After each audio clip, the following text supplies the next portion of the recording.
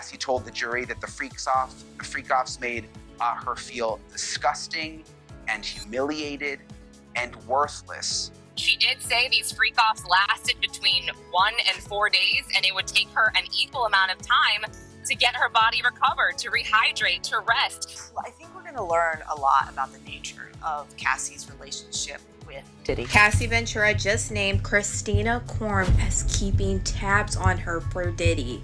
The second thing that was discussed this morning, will the media be able to see video of these Cassie just testified in court that Diddy pushed her to have sex with escorts as the second day of testimony in the case against Diddy came to a close.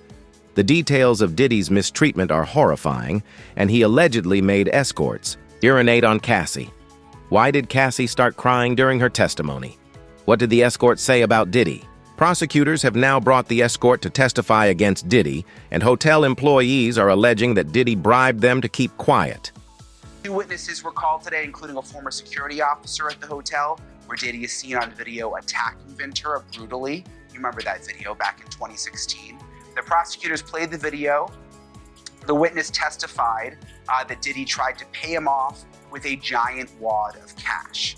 The day's second witness was a male escort. This is where it really got very juicy, who says that he was paid by Diddy numerous times to have sex with Cassie while Diddy sat there in the corner, masturbating and watched.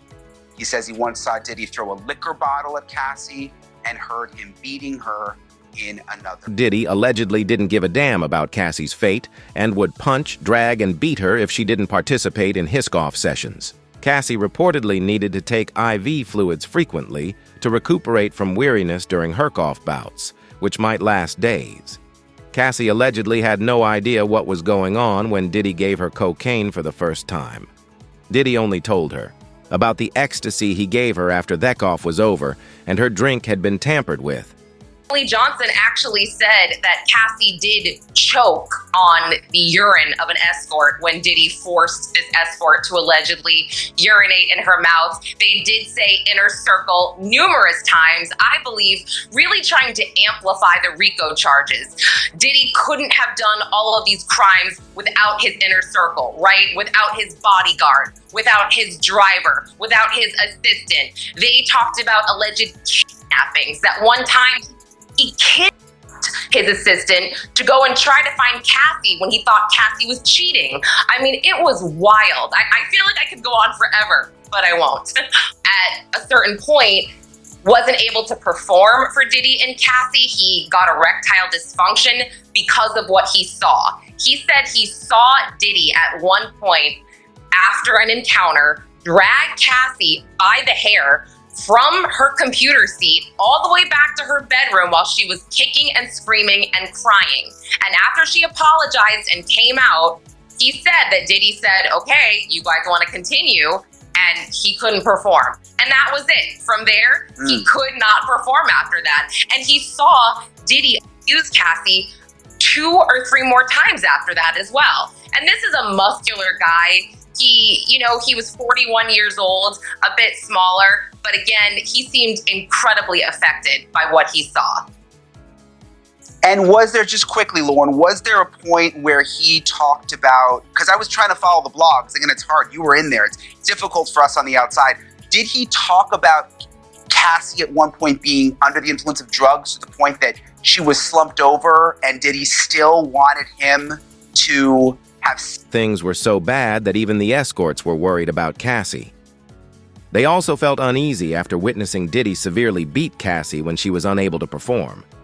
Diddy's hired escort, David, claimed he was unable to carry on with Theckoff after seeing Diddy punch Cassie. Cassie told the jury that Diddy forced her into drug-fueled sex acts with male escorts while he watched, sometimes sitting in the corner and masturbating. Through tears, she said she took drugs to numb herself, ecstasy, cocaine, and ketamine, all of it allegedly supplied by Diddy. She said the freak-offs included as many as 4 male escorts at once. It typically lasted 36 to 72 hours. The longest, she said, the longest freak-off that she says she was forced to perform in lasted 4 days. She said they took place around the world, from New York to Miami to Spain to even Turks and Caicos. And at every stop, Cassie said the hotel rooms were stocked by Diddy's staff with baby oil, condoms, and drugs. And she says that these hotel rooms, this is disgusting, the hotel rooms were left covered in baby oil and covered in blood and covered in urine. Cassie told the jury that the freak-offs made her feel disgusting and humiliated and worthless. But she said she couldn't say no because she says Diddy threatened to release videos of the freak-offs with her. Just before they broke for lunch, Cassie Ventura described how freak-offs actually became a job, lasting 36 to 48 hours, the longest one lasting up to 4 days. No wonder the participants needed IV fluids after a freak-off. I'm just curious, to Lauren Cullen joining us at the courthouse, how was the jury responding? What I will say is Cassie made a point to say that when she wasn't making music, she was actually having to, quote, recover from these freak-offs. And again, she did say these freak-offs lasted between 1 and 4 days, and it would take her an equal amount of time to get her body recovered, to rehydrate, to rest, to detox from these drugs. Diddy would pay escorts between $4,000 and $6,000 each time he watched Cassie having sex with them. The startling aspect of this situation is that Cassie requested that he urinate on her after calling the escort. Why is that? Because if she didn't, she was afraid of what Diddy might do. Cassie claims that if she attempted to flee, Diddy would pursue her and use his bodyguards and staff to keep her under control. On the stand, at one point she said that a male escort had urinated in her mouth and she actually choked on it. And it was at that point someone in the courtroom actually had to walk out of the door there while, Diddy sat at the defense table listening on here. But as she was describing these events where she said that, there were multiple male escorts that were happening at one time, these freak-offs would happen for 2, 3, the longest 4 days at a time. And control is the word we need to talk about. That is what prosecutors really laid out. And you heard Cassie describe how every action during these freak-offs, which were between her and male escorts, not necessarily between her and her boyfriend, Sean Diddy Combs. He sat off to the side, really directing things according to her and along with what he wanted to see. But he was in control, she said, of exactly how they did everything, from the platform shoes that she needed to wear, the clothes that she needed to wear occasionally, masks, wigs, whether or not the male escort could ejaculate, where he could ejaculate. Everything, she said, was controlled by him. Mind you, Brian, his children, 6 children, are in the courtroom at this point listening to all of this. And the jury was picked knowing that they needed a certain level of comfort to hear these types of descriptions. It was very emotional and really tough to hear, Brian. Things were so horrible that even the escorts were worried about Cassie. And after seeing Diddy brutally beat Cassie after she couldn't perform, the escorts became uncomfortable. David, the escort Diddy hired, said that after he witnessed Diddy hit Cassie, he couldn't continue with the freak-off. Once he saw Diddy beat Cassie, he could no longer, perform and be engaged, because before he said even if they hadn't paid him, he was excited to be part of their world. He was enjoying that kind of activity with them. And then things started changing when he saw one time he was on the couch, Cassie was at her computer, and Diddy, he said, was in Cassie's bedroom. Now, Diddy apparently called out to Cassie to come into the bedroom, and she allegedly told him, just hold on a second, my personal information's on the computer. Now, Daniel describes being absolutely shocked when all of a sudden a liquor bottle, Diddy throws it from across the room right toward Cassie, and then he comes running towards her, grabs her by her hair, drags her into her bedroom and tells her, when I tell you to come, you don't wait, you just come when I tell you.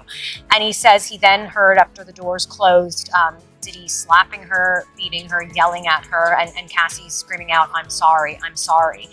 And he says he was just kind of frozen in place. He didn't know what to do. And prosecutors asked him, why didn't you intervene? Why didn't you go inside? And he said, look, I know this is somebody with a lot of resources. Quite frankly, I was afraid for my life. Now, that drew a lot of objections from the defense, but the judge allowed that testimony. And he, again, reiterated that he was scared in that moment for Cassie, feeling like she was in a dangerous situation, but he didn't feel it was safe enough for him to intervene. We thought what we saw in that awful video from the Intercontinental was bad, but to hear the actual graphic details of what Cassie and others endured day after day for years is just completely heartbreaking. And to hear the sex worker actually tried to offer her aid when, she was being beaten, and literally she went to him for solace, as opposed to the person who supposedly loves and cares about her. She had to jump into the arms of a sex worker, and he was literally like, this is not okay. You need to leave this relationship. And she did, unfortunately, what so many survivors do, which is, I'm okay, it's gonna be okay, basically I can handle this.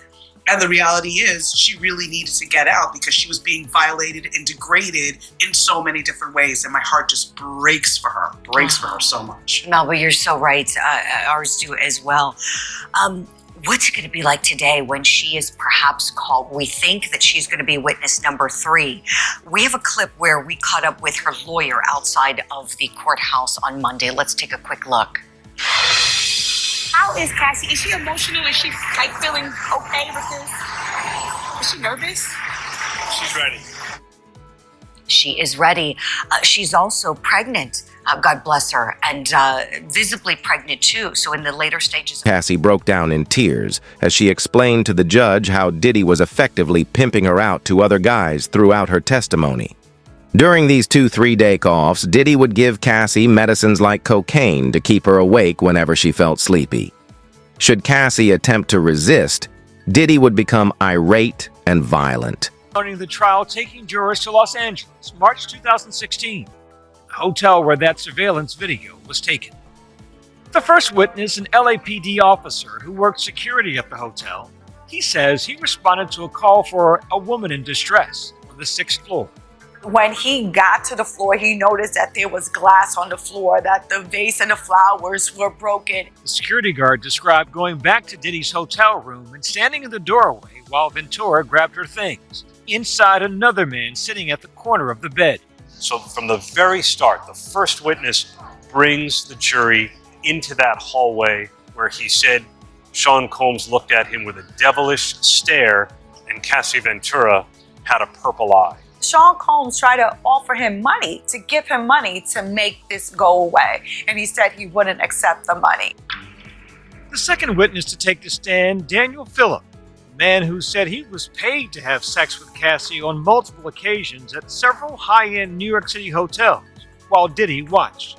The witness said he was paid between $700 and $6,000 each time. So Mr. Phillip agreed to go to the Gramercy Hotel to do a performance for a bachelorette party. At least that's what he thought.